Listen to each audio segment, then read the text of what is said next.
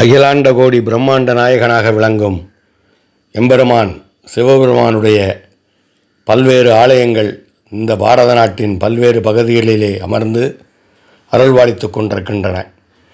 அப்படிப்பட்ட சிறப்பு மிகுந்த சிவாலயங்களில் ஒன்றுதான் திருவாலங்காடு வட ஆரண்யேஸ்வரர் திருக்கோவிலாகும். திருவள்ளூர் மாவட்டத்தில் அமைந்துள்ள தேவார பாடல் பெற்ற தொன்மையான மிக பழமையான சிவத்தலமாகும் இது. இந்த சிவாலயம் 248வது திருத்தலமாக அமைந்திருக்கிறது. இதனுடைய சிறப்பு என்னவென்றால், இது நடராஜ பெருமானின் பஞ்ச சபைகளில் இரத்தின சபை எனப்படும் முதன்மை சபையாக போற்றப்படுகிறது. வட ஆரண்யேஸ்வரர் என்ற பெயரில் மூலவராக சிவபெருமானும் வண்டார் குழலி அம்மன் என்ற பெயரிலே அம்பாளும் அருள் புரியும் இந்த திருத்தலத்திலே காரைக்கால் அம்மையார் முக்தி பெற்றதாக சொல்லப்படுகிறது. இந்த திருத்தலத்தின் சிறப்புகளை நாம் இப்பொழுது வரிசையாக காணலாம்.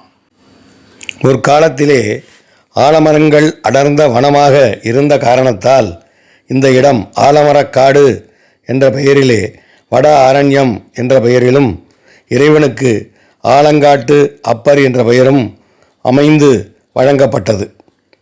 இரத்தின சபை இங்கு அமைந்துள்ளது. இங்குள்ள நடராஜர் சன்னதி இரத்தினங்களால் ஆனது. இது பஞ்ச சபைகளில் முதல் சபையாக இரத்தின சபை என்ற பெயரிலே அழைக்கப்படுகிறது. மூலவர் சிவபெருமான் வட ஆரண்யேஸ்வரர் என்ற சுயம்பு மூர்த்தியாக அருளுகிறார்.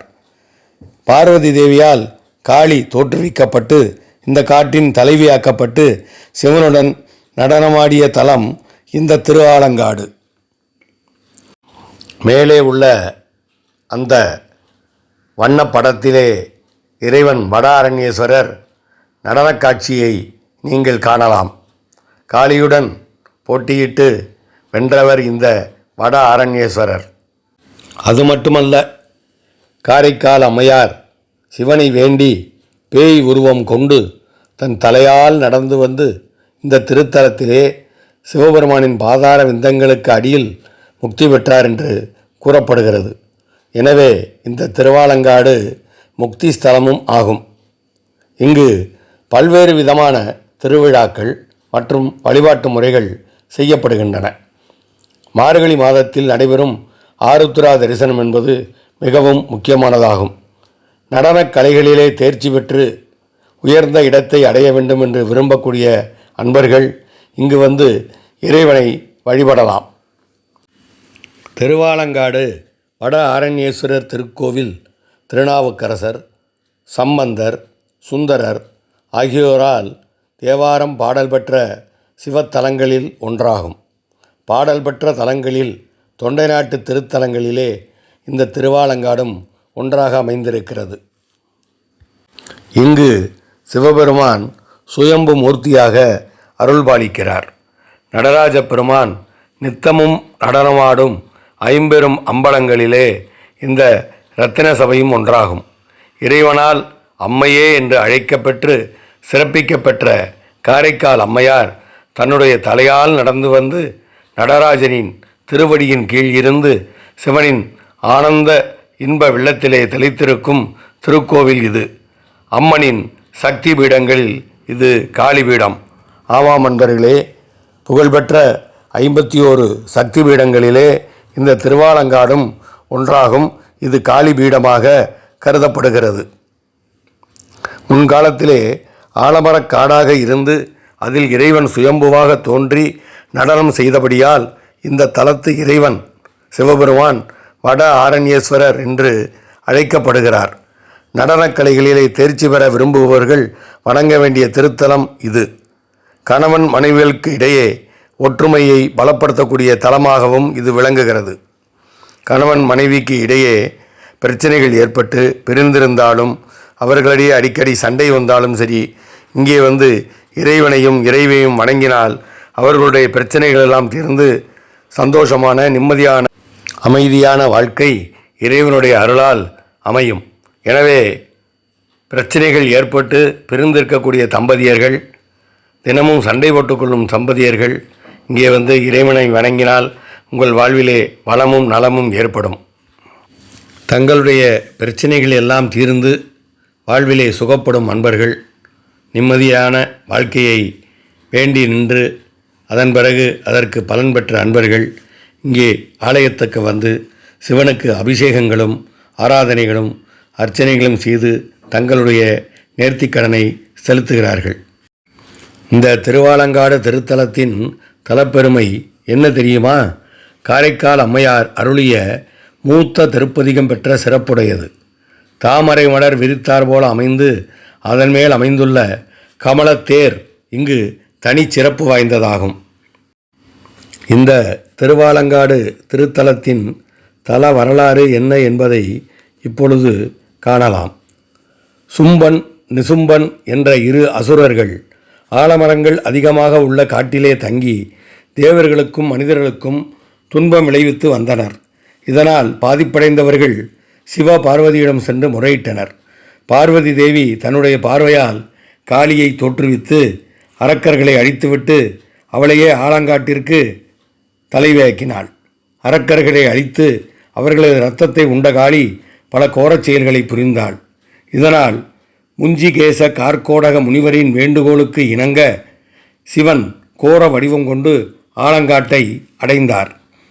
அவரை கண்ட காளி, நீ என்னுடன் நடனமாடி வெற்றி பெற்றால் இந்த ஆலங்காட்டை ஆளலாம் என்றாள். சிவனும் காளியுடன் ஊர்த்துவ தாண்டவம் ஆடினார். அப்போது சிவபெருமான் தன் காதில் இருந்த மணியை கீழே விழ வைத்து பின் அதை இடக்கால் பெருவிரலால் எடுத்து மீண்டும் தன் காதிலே பொருத்தினார். இதை கண்ட காளி, இதுபோன்ற தாண்டவம் தன்னால் ஆட இயலாது என தோற்றுவிடுகிறாள். அப்பொழுது காளியின் முன் இறைவன் தோன்றி, என்னையன்றி உனக்கு சமமானவர் வேறு யாரும் கிடையாது. எனவே இந்த தலத்தில் என்னை வழிபாடு செய்ய வருபவர்கள் முதலில் உன்னை வழிபாடு செய்து பின் என்னை வழிபட்டால்தான் முழு பலன் கிடைக்கும் என்று வரமளித்தார். அன்றிலிருந்து காளி தனி கோவில் கொண்டு அருள்பாலிக்கிறார். திருவாலங்காட்டில் அருள் புரியும் இறைவனை நாம் ஆலயத்திலே காலை 6 மணி முதல் இரவு 8 மணி வரை தரிசிக்கலாம். ஆலயம் திறந்திருக்கும். இந்த திருவாலங்காடு திருத்தலம் தமிழ்நாட்டின் திருவள்ளூர் மாவட்டத்தில் திருவாலங்காடு என்னும் ஊரிலே அமைந்துள்ளது. எனவே வாய்ப்பு கிடைக்கும் அன்பர்கள் அனைவரும் ஒருமுறை இறைவனை நேரில் சென்று தரிசித்து அவனுடைய அருளை பெற்று அருகிலே இருக்கக்கூடிய அன்னையின் அருளையும் பெற்று காளியம்மனையும் தரிசனம் செய்து தங்களுடைய வாழ்விலே உள்ள அனைத்து பிரச்சனைகளும் நீங்கி வளமோடு நலமோடு வாழலாம். உங்களுக்காக ஞானபாரதம் யூடியூப் சேனல் இறைவனிடம் பிரார்த்தனை செய்து கொள்கிறது. மாந்தி வழிபட்ட மாந்தீஸ்வரர் என்ற இறைவனும் இங்கே அமர்ந்திருக்கிறார். அவரையும் நீங்கள் தரிசித்து வளமும் நலமும் பெறலாம். வாழ்க வையகம். எங்களுடைய ஞானபாரதம் யூடியூப் சேனலை அன்பர்கள் அனைவரும் தவறாமல் சப்ஸ்கிரைப் செய்துவிட்டால் நாங்கள் போடக்கூடிய அத்துணை பதிவுகளும் உங்களை வந்து சேரும். எங்களுடைய ஞானபாரதம் யூடியூப் சேனலில் பல்வேறு விதமான அற்புதங்களை நிகழ்த்திய ஆலயங்கள், ஜீவசமாதிகள் பற்றிய பதிவுகள்,